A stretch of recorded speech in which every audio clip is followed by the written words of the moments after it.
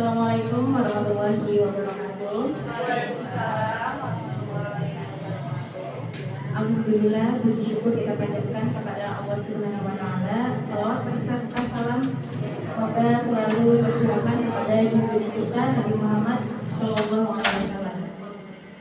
Yang kami hormat Ibu Kusminasi SPDMM selaku Kepala Sekolah SPDM Negara Kaum Muslimah.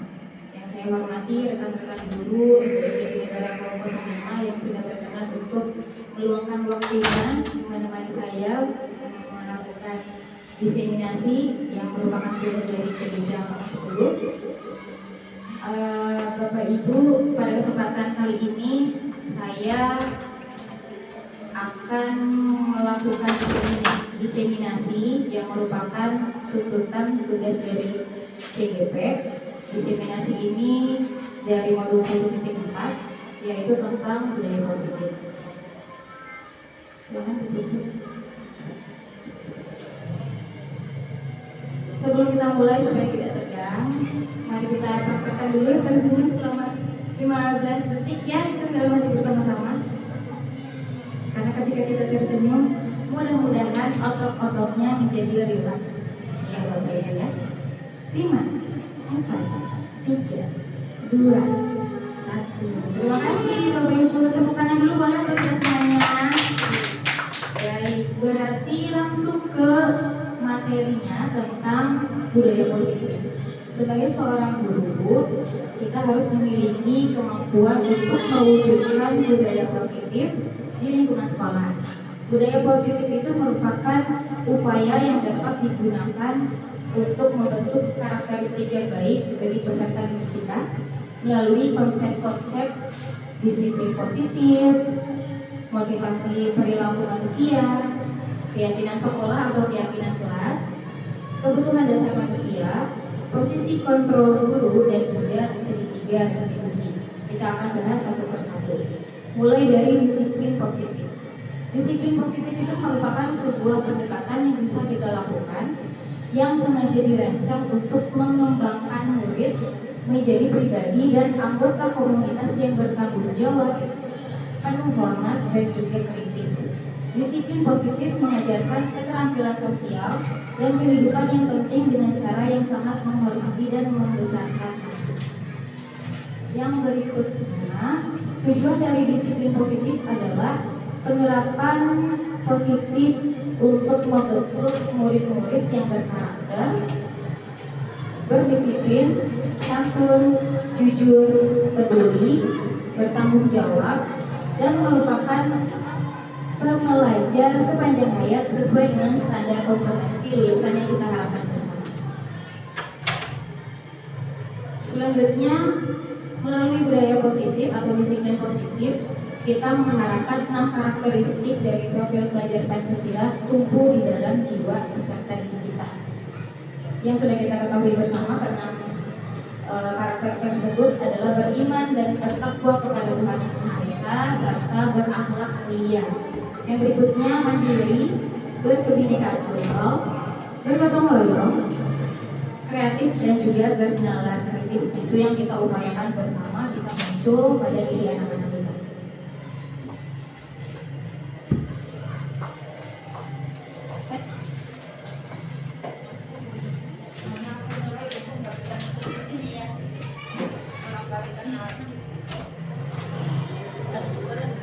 Selanjutnya tentang motivasi perilaku manusia. Biasanya sebagai manusia pada saat kita berperilaku, kita mempunyai motivasi dasar untuk melakukan perilaku tersebut. 3 motivasi perilaku manusia. Yang pertama, untuk menghindari ketidaknyamanan atau hukuman. Yang kedua, untuk mendapatkan imbalan atau penghargaan dari orang lain. Yang ketiga, untuk menjadi orang yang mereka inginkan dan menghargai diri sendiri dengan nilai-nilai yang mereka percayai. Kita lanjut ke keyakinan sekolah ataupun keyakinan kelas yang bisa kita praktekkan bersama di dalam kelas masing-masing. Dalam melakukan atau merumuskan keyakinan kelas, guru berperan dalam mewujudkan terbentuknya keyakinan sekolah atau keyakinan kelas dengan adanya kesepakatan antar guru dan murid. Yang harus kita garis bawahi adalah kesepakatan ini merupakan kesepakatan guru dengan murid. Bedanya aturan dan juga keyakinan kelas adalah aturan itu dibentuk oleh satu orang, satu arah, itu tidak ada kesepakatan. Contoh, kita di sekolah bekerja dari jam 6:30 sampai jam 3. Itu kan bukan kesepakatan kita dengan pemerintah dibuat bersama-sama, tapi memang satu arah dari pemerintah dan kita harus taat.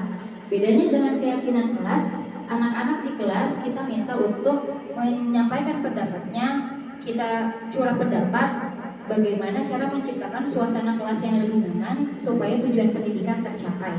Dan itu kita lemparkan kepada anak-anak pertanyaannya sehingga bisa mereka menggali sendiri apa upaya yang bisa mereka lakukan supaya kelasnya bisa tercipta untuk mencapai tujuan yang sudah disepakati bersama. Ini adalah contoh kesepakatan kelas yang saya buat dalam rangka mengerjakan tugas CGP. Banyak juga referensi-referensi lain yang bisa kita cari di internet. Dan ini harus disepakati dengan anak-anak, tidak boleh guru yang menentukan sendiri aturannya. Harus bersama-sama dengan anak supaya tumbuh rasa tanggung jawab dari anak-anak. Berikutnya, ketika seorang murid melakukan suatu perbuatan yang bertentangan dengan nilai-nilai kebajikan atau melanggar peraturan, hal itu sebenarnya dikarenakan mereka gagal memenuhi kebutuhan dasar manusia. Banyak sekali kita menemukan anak-anak murid kita tingkah lakunya, perilakunya kok ya membuat kita tergeleng-geleng atau membuat kita tidak habis pikir kok bisa mereka berbuat seperti itu. Ternyata hal itu dikarenakan oleh beberapa kebutuhan dasar mereka yang sedang diusahakan untuk terpenuhi. Apa saja kebutuhan dasar manusia itu? Ada 5. Yang pertama, bertahan hidup. Yang kedua, kebutuhan kasih sayang dan juga rasa diterima. Yang ketiga, kebutuhan penguasaan. Yang keempat, kebutuhan kebebasan. Dan yang kelima adalah kesenangan atau fun. Contoh, ada studi kasus. Ibu Mahfuzah adalah seorang guru kelas 4 yang sedang bingung menghadapi ulah salah satu murid di kelasnya yang bernama Bahar. Beberapa anak telah mengeluhkan Bahar yang seringkali meminta bekal makan siang kepada mereka dengan paksa. Jika kita sebagai bapak ibu guru menghadapi situasi yang seperti Ibu Mahfuzah, apa yang akan kita lakukan? Lalu menurut bapak dan ibu, kira-kira apa alasan Bahar melakukan hal itu? Biasanya saya sendiri pribadi ketika melihat anak yang melakukan pelanggaran langsung mencap ini anak melanggar aturan, ini anak bandel, ini anak nakal, tanpa terlebih dahulu menggali alasan dari apa yang menyebabkan anak itu berperilaku seperti itu. Kita gali atau kita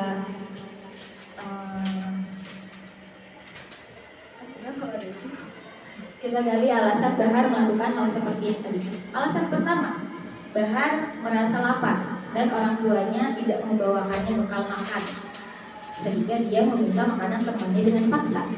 Nah, yang dilakukan oleh Bahar adalah upaya untuk memenuhi kebutuhan manusia, yaitu pada poin kebutuhan untuk bertahan hidup. Karena Bahar tahu ketika saya membiarkan perut saya kosong, sedangkan orang tua saya tidak membawakan saya makan, maka saya akan mendapatkan dampak yang negatif sehingga dia dengan naluriahnya meminta makan kepada temannya secara paksa. Itu alasan pertama. Alasan keduanya, Bahar merasa senang ketika temannya memperhatikan dia. Ketika temannya melaporkan tindakannya kepada gurunya dan gurunya memberitahukan kepada orang tuanya, sehingga orang tuanya Bahar menjadi memperhatikan Bahar. Maka kebutuhan dasar yang sedang diusahakan oleh Bahar adalah untuk memenuhi kebutuhan kasih sayang dan juga rasa diterima. Dengan Bahar berperilaku biasa-biasa saja, dia tidak mendapatkan perhatian dari orang tuanya. Tapi ketika dia berulang, membuat teman-temannya risih, melaporkan kepada gurunya, gurunya lapor juga kepada orang tuanya, akhirnya tujuan Bahar tercapai, yaitu mendapatkan perhatian dan juga kasih sayang dari orang tuanya. Alasan ketiga Bahar adalah temannya menjadi takut dengan Bahar dan mulai mengikuti keinginan Bahar. Awalnya Bahar hanya minta makan dengan paksa. Berikutnya teman-temannya takut pada saat kedua kalinya Bahar minta makan.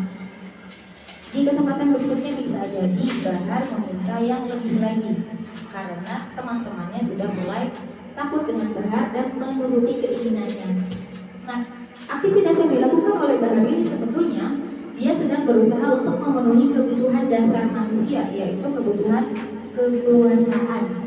Dan yang terakhir, alasan Bahar adalah karena dia merasa bosan dengan bekal yang dibawakan oleh ibunya dari rumah, karena ibunya selalu membawakan bekal yang sama.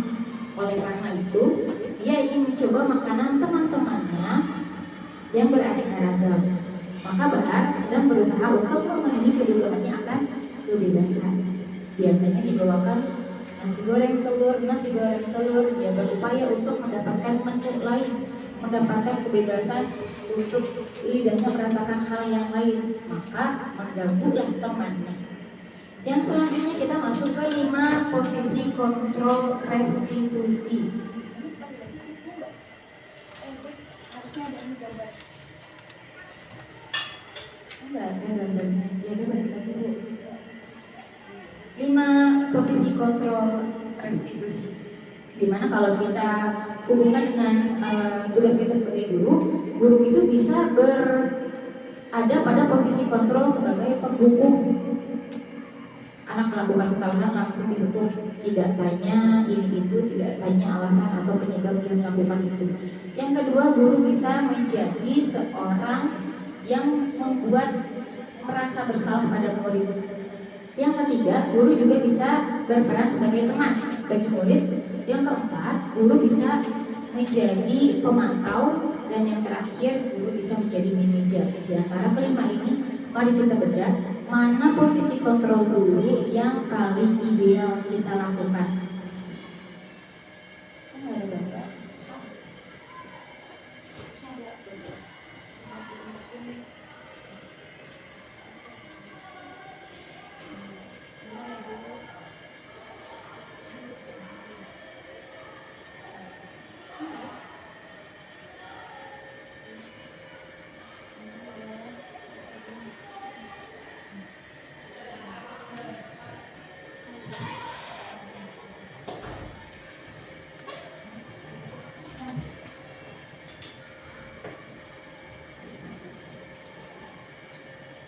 Berikut adalah tabel posisi kontrol guru yang ada 5 tadi, bisa sebagai penghukum, pembuat merasa bersalah, sebagai teman, sebagai pengontrol, sebagai manajer. Kita lihat satu persatu. Ketika guru atau kita berposisi sebagai penghukum, tindakan yang biasa kita lakukan sebagai penghukum adalah langsung memarahi anak, langsung mengkritik anak, menyakiti perasaannya, melakukan tindakan kekerasan yang mudah-mudahan sih sekarang sudah tidak ada lagi. Lalu sebagai guru penghukum biasanya kata-katanya seperti ini. Kalau kamu begini-begini, maka bapak akan begini-begini. Kata-kata ancaman yang keluar dari kita biasanya. Dan akibatnya pada murid seperti apa? Murid tidak peduli lagi dengan gurunya ataupun dengan tugas-tugas sekolahnya. Karena jika diibaratkan murid itu sebagai bola yang bisa memantulkan apapun yang kita sampaikan kepada mereka.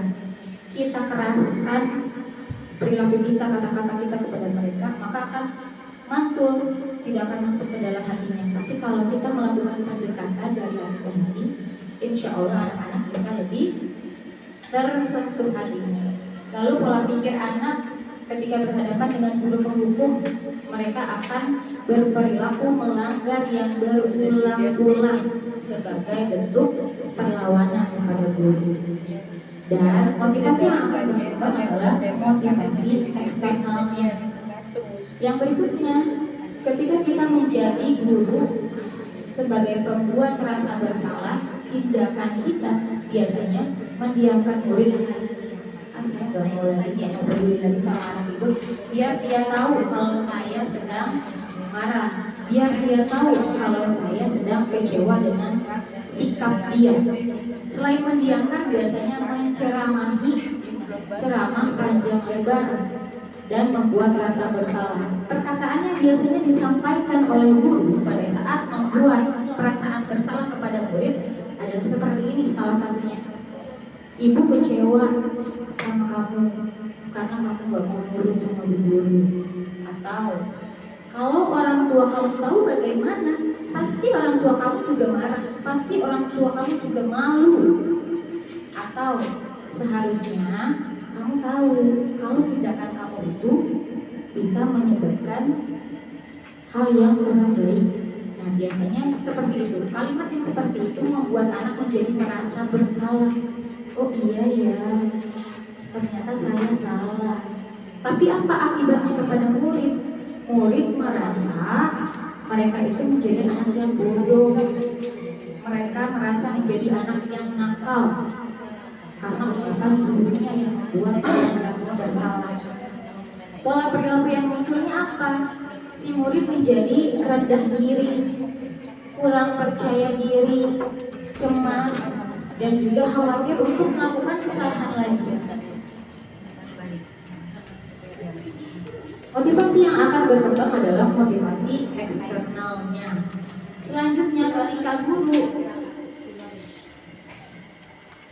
ketika guru mengambil posisi sebagai teman siswa, tindakan yang biasa dilakukan guru adalah memberikan pemakluman. Oh nggak apa-apa deh, maklum, namanya juga anak-anak. Gak apa-apa kamu melakukan hal itu maklum. Nah, itu yang dilakukan guru ketika menjadikan dirinya sebagai teman murid. Perkataan yang biasa dilakukan apa? Lakukan demi ibu ya. Tolong kerjakan PR-nya demi ibu ya, supaya ibu tidak sedih. Tolong kamu datang terus ke sekolah setiap hari ya, demi ibu, membantu ibu, supaya nilai-nilai kamu yang ada di buku nilai ibu terpenuhi. Akibatnya, anak selalu merasa guru adalah temannya yang bisa memaklumi kesalahannya. Guru saya mah baik, saya melakukan kesalahan juga dimaklumi sama guru. Ternyata itu tidak terlalu efektif ya ketika kita berada di posisi sebagai teman. Pola perilaku yang akan muncul adalah menjadi lemah anaknya, bergantung terus sama kita, cenderung menunggu. Bisa mungkin kita introspeksi bersama-sama di kelas, kira-kira anak mana ya yang selalu nempel dengan kita. Jangan-jangan dia merasa bahwa kita adalah temannya. Nempel, terus selain nempel apalagi biasanya anak-anak nawar ya, nawar bu, satu aja bu, pulangnya jam sekian aja, karena mereka merasa bahwa kita adalah temannya. Yang keempat, posisi guru sebagai pengontrol. Tindakannya adalah memantau dan mencatat. Nah, ini agak-agak takut ya, karena mengawasi, dikontrol aja, dicatat aja, si A kemarin begini, si B kemarin begitu. Perkataannya adalah, kamu sudah tahu aturannya kan? Lalu kenapa kamu masih melakukan hal itu? Akibatnya, murid akan mempertanyakan konsekuensi perbuatannya. Memangnya apa bu yang akan terjadi ketika saya tidak masuk sekolah? Memangnya apa bu akibatnya jika saya tidak nurut perkataan ibu? Memangnya apa yang akan terjadi jika saya tidak mengerjakan PR? Itu yang akan terjadi pada murid. Perilakunya adalah orientasi pada ganjaran dan hadiah. Mereka maunya mengerjakan sesuatu jika ada rewardnya, hadiahnya. Dan yang terakhir adalah guru sebagai manajer. Tindakannya adalah bertanya kepada siswa dan juga membuat kesepakatan bersama siswa. Perkataan yang biasa disampaikan oleh guru sebagai manajer adalah, apa sebenarnya harapan kamu? Apa tujuan kamu? Jadi lebih banyak pertanyaan untuk menggali diri siswa yang lebih dalam lagi. Akibatnya, apa yang bisa saya lakukan untuk memperbaiki? Ini adalah pertanyaan yang muncul dari dalam diri siswa. Dia akan menggali dirinya sendiri untuk berusaha memperbaiki kesalahannya.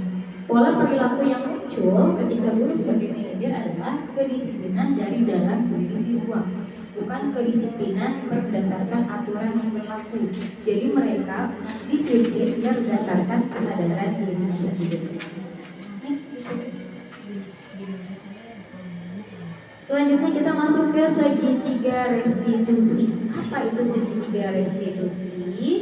Segitiga restitusi merupakan suatu proses dialog yang dijalankan oleh guru atau orang tua agar dapat menghasilkan murid yang mandiri dan bertanggung jawab. Kita garis bawahi dialognya. Ada 3 tahapan dalam melakukan segitiga restitusi. Yang pertama, validasi tindakan yang salah. Yang kedua, menanyakan keyakinan kelas. Yang ketiga, menstabilkan identitas. Pada saat menstabilkan identitas, guru mengajak siswa untuk memahami bahwa melakukan kesalahan itu adalah bagian dari proses pembelajaran. Yang penting adalah kita mau memperbaikinya supaya tidak terulang lagi. Dan guru mengajak siswa mengubah identitas gagal menjadi identitas sukses. Pada saat anak melakukan kesalahan, pasti mereka merasa gagal. Tapi kita tetap harus membesarkan hati mereka, menyampaikan bahwa kegagalan itu bisa berubah menjadi sebuah kesuksesan jika kita mau untuk merubah itu. Di tahapan yang kedua adalah validasi tindakan. Setiap perilaku yang dilakukan berupaya untuk memenuhi kebutuhan tertentu yang sudah tadi saya sampaikan, ada 5 kebutuhan dasar manusia. Yang kedua, guru akan bergeser dari pemikiran stimulus respon menjadi proaktif, aktif menggali alasan dan latar belakang murid melakukan kesalahan atau berperilaku yang tidak sesuai dengan aturan. Yang ketiga, mengenali dan mengakui kebutuhan murid akan memperbaiki hubungan dengan murid. Jadi kita harus pandai untuk mengetahui kebutuhan apa yang sedang diupayakan oleh murid kita sehingga dia berperilaku seperti itu. Apakah kebutuhan kasih sayang, apakah kebutuhan bertahan hidup, atau kebutuhan untuk kesenangan. Yang ketiga adalah tahap menanyakan keyakinan. Pada tahapan ini, murid akan diberikan pertanyaan-pertanyaan dari guru yang maknanya untuk memunculkan motivasi di dalam diri siswa dan mampu mengaitkan keyakinannya dengan tindakan yang salah. Segitiga restitusi ini tidak akan berjalan jika di dalam kelas kita belum membuat kesepakatan dengan murid. Karena pada saat kita menghadapi murid yang melakukan kesalahan, kita harus menanyakan kepada murid, kira-kira kesalahan yang sudah kamu perbuat, apakah melanggar kesepakatan kelas yang sudah kita buat? Kesepakatan mana yang kita langgar, yang kamu langgar? Nah, ini berkaitan dengan kesepakatan kelas. Yang berikutnya, Bu Putri. Nah, ini tadi masih ada itu deh. Habis ya? Masih ada contoh kasus lagi, tapi mungkin yang tadi cukup ya kasusnya Bahar. Cukup. Nah, kita masuk ke sesi tanya jawab. Bapak Ibu silakan bagi yang ingin bertanya. Jangan kayak murid-murid. Diberikan waktu untuk bertanya, tapi tidak bertanya, nanti saya yang bertanya. Saya yang bertanya ya. Contoh kasus saya yang bertanya nih ya Bapak Ibu ya. Jadi di kelas saya ada seorang anak yang membiarkan kukunya tumbuh panjang dan hitam. Setelah ditegur, tidak ada perubahan dari anak tersebut. Besoknya masih juga seperti itu. Kira-kira kebutuhan dasar apa ya yang sedang dipenuhi oleh anak tersebut?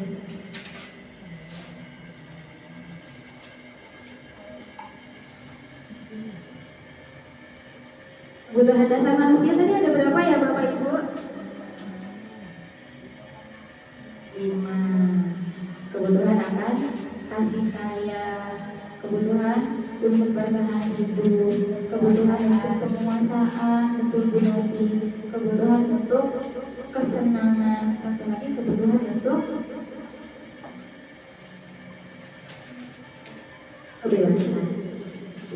Kira-kira si anak yang tadi yang kukunya dibiarkan hitam dan panjang sudah ditegur masih seperti itu? Apa ya kebutuhan yang sedang dia usahakan untuk terpenuhi? Sudah ditegur masih begitu juga.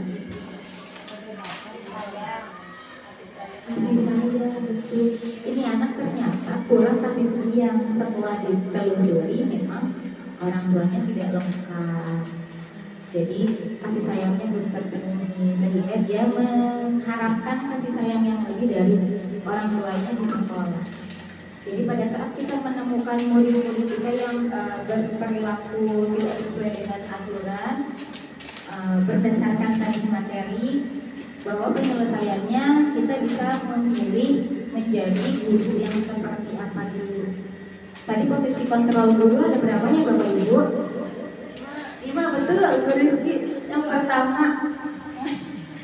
pertama guru sebagai penghukum, yang kedua guru sebagai pembuat rasa bersalah, yang ketiga guru sebagai teman, yang keempat guru sebagai pengontrol, dan yang terakhir guru sebagai manajer. Menurut Bapak Ibu berdasarkan tadi penyampaian saya, posisi kontrol guru yang paling baik, yang paling bagus untuk kita terapkan di sekolah yang mana ya? Yang manajer. Kenapa Bu Rizky yang manajer yang paling baik? Kenapa yang manajer yang lebih baik? Dia tidak sebagai pengatur, tidak terlalu mengontrol dan tidak terlalu mengontrol. Outputnya yang didapatkan dari guru sebagai manajer itu menjadikan disiplin murid itu muncul dari dalam dirinya sendiri, bukan karena ada tata tertib di dinding, bukan karena ada buku lalu saya tertib. Tidak ada buku pun anak-anak diharapkan bisa disiplin kalau kita menjadi guru sebagai manajer, dengan lebih banyak bertanya alasan dia melakukan hal tersebut. Ada lagi pertanyaan Bapak Ibu guru? Kalau tidak ada, saya lagi yang bertanya. Ada? Atau mau memberi masukan misalnya? Bu Susi kayaknya udah gatel. Ya boleh. Iya silakan Bu Susi. Ya, terima kasih Bu Nurul. Tadi kayaknya nggak begitu. ya penjual maaf. Ya, terima kasih banyak Ibu Nurul atas penyampaian paparannya tadi. Kami sangat tertarik sekali untuk dapat bisa menerapkan juga tentang budaya positif ini di kelas kami masing-masing. Nah, terutama tadi penyampaian terkait dengan segitiga restitusi. Jadi kami juga saat ini menjadi tahu bagaimana cara menyelesaikan permasalahan-permasalahan yang ada di kelas kami masing-masing dengan cara yang tadi sebagai contoh yang dipaparkan oleh Bu Nurul tadi, yaitu segitiga restitusi. Nah, namun segitiga restitusi ini tidak dapat kita terapkan kalau belum ada kesepakatan kelas. Ingin sedikit bertanya saja Bu Nurul, kira-kira baiknya kapan waktu yang tepat untuk kita menerapkan kesepakatan kelas ini? Gitu. Mohon penjelasannya Bu ya. Terima kasih. Terima kasih banyak Bu Susi atas pertanyaannya. Bapak Ibu, betul yang disampaikan oleh Bu Susi bahwasanya segitiga restitusi yang merupakan alat yang kita gunakan untuk menyelesaikan masalah dengan anak-anak tidak bisa berjalan jika kita tidak memiliki kesepakatan kelas. Kapan baiknya kesepakatan kelas ini dibuat? Baiknya pada saat tahun ajaran baru dimulai. Dengan murid yang baru, kita buat kesepakatan bersama. Nah, sekarang kita sudah ada di kelas 4 misalnya. Supaya kelas kita selama 1 tahun ke depan ini menjadi kelas yang nyaman untuk belajar, untuk juga bersosialisasi dengan teman-teman, kira-kira harus seperti apa ya suasana kelasnya? Jadi kita menyampaikan pertanyaan-pertanyaan tematik kepada anak-anak. Semua kita tampung dari anak-anak itu. Misalnya anak-anak akan menjawab, tidak boleh.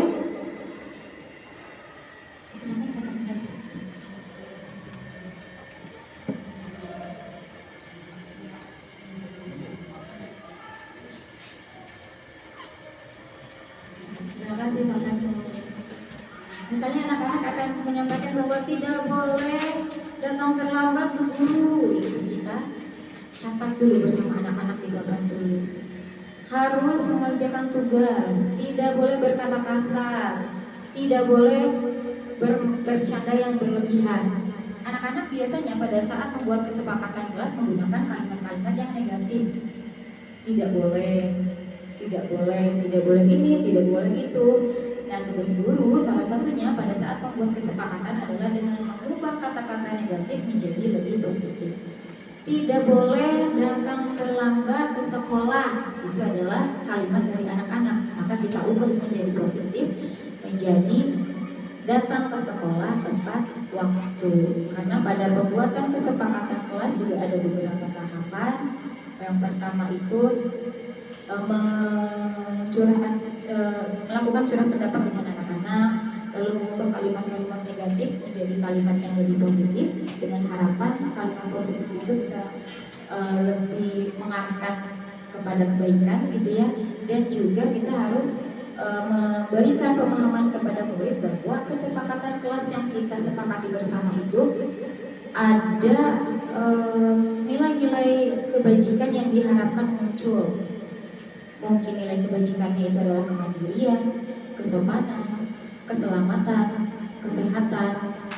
Contohnya misalnya nilai kebajikannya kesopanan, berarti anak diharapkan selalu menerapkan 5S di lingkungan kelas maupun di sekolah dan di luar sekolah. Itu adalah nilai kebajikan kesopanan yang dimunculkan. Contoh lain adalah nilai kebajikannya adalah kesehatan. Nah, berarti anak-anak bisa menyepakati untuk makan makanan sehat, membawa bekal gizi sehat seimbang dari rumah, memperbanyak minum air putih. Itu contoh kesepakatan kelasnya untuk memunculkan nilai kebajikan kesehatan. Ada juga untuk menjaga kebersihan lingkungan. Kesepakatannya misalnya membuang sampah pada tempatnya atau memilah-milah sampah sesuai dengan jenisnya. Mungkin itu saja yang bisa saya sampaikan Bu Susi. Apakah ada lagi pertanyaan dari Bapak Ibu guru? Sudah, baik. Sudah lebih mungkin sedikit saja yang bisa saya sampaikan. Mudah-mudahan bisa bermanfaat dan bisa kita terapkan bersama-sama di kelas. Nanti pada tahun ajaran baru bersama murid yang baru kita buat kesepakatan dengan harapan kelas kita bisa menjadi kelas yang nyaman untuk anak-anak dan juga bisa membantu anak-anak untuk memaksimalkan potensi dirinya. Dan jangan lupa posisi kontrol yang kita terapkan yang paling efektif itu sebagai manajer. Kita bisa menjadi teman, pendukung, pengontrol sekaligus pada saat kita menjadi manajer. Mungkin itu saja yang bisa saya sampaikan. Mohon maaf jika ada kesalahan kata dan juga perbuatan yang tidak berkenan di Bapak Ibu guru. Saya akhiri, wabillahi taufiq wal hidayah. Wassalamualaikum warahmatullahi wabarakatuh. Waalaikumsalam warahmatullahi wabarakatuh. Buat penegasan sedikit ya. Saya sambil dulu pergi. Ya, terima kasih. Assalamualaikum warahmatullahi wabarakatuh. Waalaikumsalam warahmatullahi wabarakatuh. Sedikit ngasih masukan teman-teman guru yang hebat semuanya. Memang benar orientasinya pada saat nanti pas tahun pelajaran baru kita tidak usah lagi berfokus kepada tata tertib. Tata tertib hanya yang sudah jelas tata tertib secara keseluruhan, misalnya menggunakan seragam ini. Selebihnya kita harus membuat kesepakatan kelas di awal tahun. Nah, dibuatnya oleh siapa? Oleh bu guru dan anak murid. Kesepakatan itulah nanti yang kita jadikan kita tempel di mana.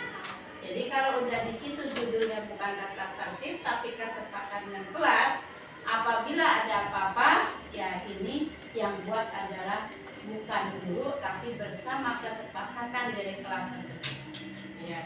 Jadi jangan hanya fokusnya kepada tata tertib sekolah. Tata tertib sekolah perlu, itu hanya sekedar seragam sekolah, kemudian juga jam masuk jam pulang. Jadi selebihnya yang tentunya kalau kesepakatan kelas itu dari kelas pastinya berbeda-beda. Nah, kesepakatan kelas itulah kita jalani. Jadi misalnya ada anak melanggar dari kesepakatan itu, anak-anak itu sudah tahu ini kan kesepakatan dari kamu, persetujuan kamu dan sebagainya. Jadi setelah tersusun dari kesepakatan kelas itu, kita ulang lagi kepada anak-anak, tolong ya, ini kesepakatan kelas kita bikin bersama loh, kita kuatkan bersama. Jadi apabila ada anak-anak melanggar dari kesepakatan kelas, ibu bertindak berarti tidak salah, karena kesepakatan itu bukan dari ibu sendiri, tapi guru perlu memberi arahan, mungkin terutama di kelas 1, 2, 3 mungkin juga belum paham apa sih ya menurut kamu di kelas apa nih yang nggak boleh dan sebagainya. Nah itu untuk kelas 1, 2, 3 lebih spesifik lagi, gurunya merakit kata-kata dengan yang bahasa dia konkret bisa jelas gitu. Nanti akan lahir dari suara-suara mereka, kita ambil kebersamaan. Jadi insya Allah dengan adanya presentasi atau diseminasi waktu itu dari Bu Susi, sekarang dari Bu Nurul, yang mungkin juga yang belum belum apa sih udah daftar tapi memang prosesnya lama. Kalau Bu Susi berapa kali daftar baru Gun? Kalau 1. Kemudian Bu Nurul 3 kali. Nah mungkin teman-teman juga jangan bosan-bosan gitu. Intinya ilmu dari manapun kita ambil. Kalau kita nanti cuek terhadap teman, pada suatu saat kita membutuhkan ini kita cuek kan. Jadi hargai teman yang memberi ilmu dari manapun ya. Disitulah tempat kita bertanya, tempat agar apa?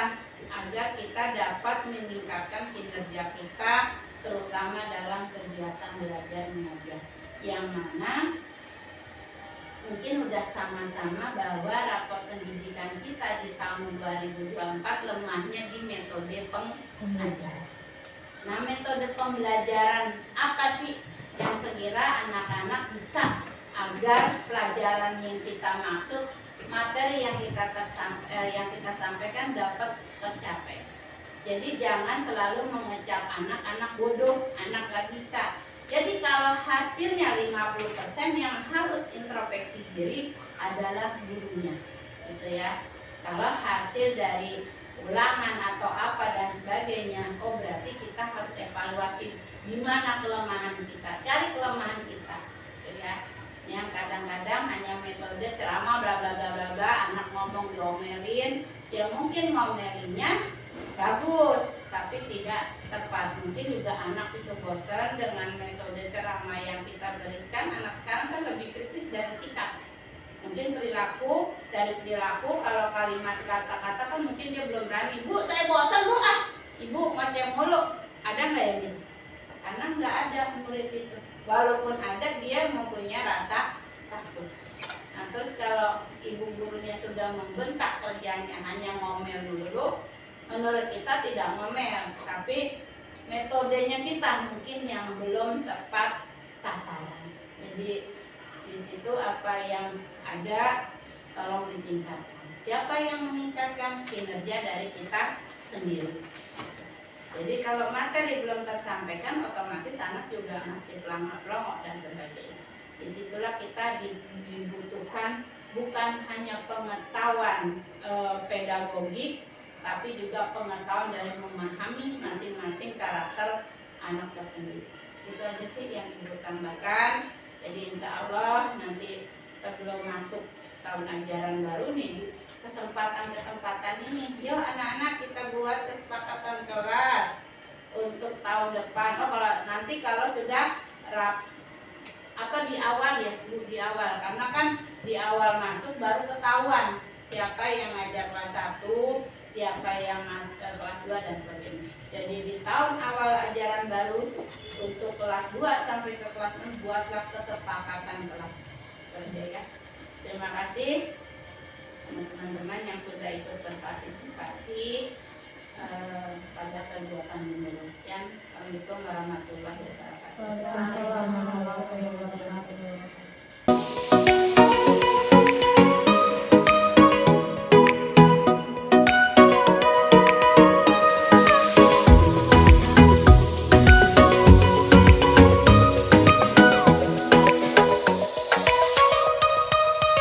Gonna take it slow when I'm loving you.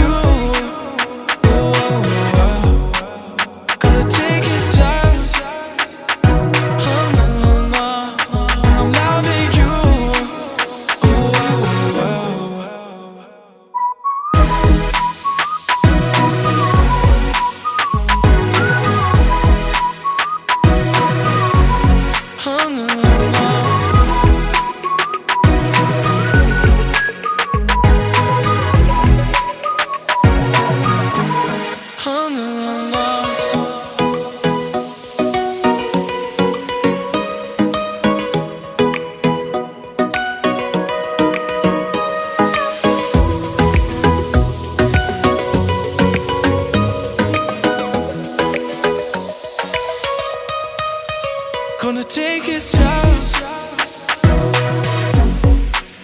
When I'm loving you, gonna take it slow. Oh, no, no, no. When I'm loving you,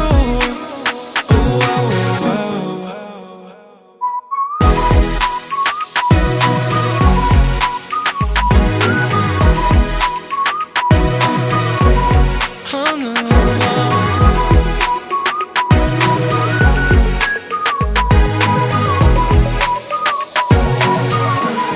Oh, no, no, no.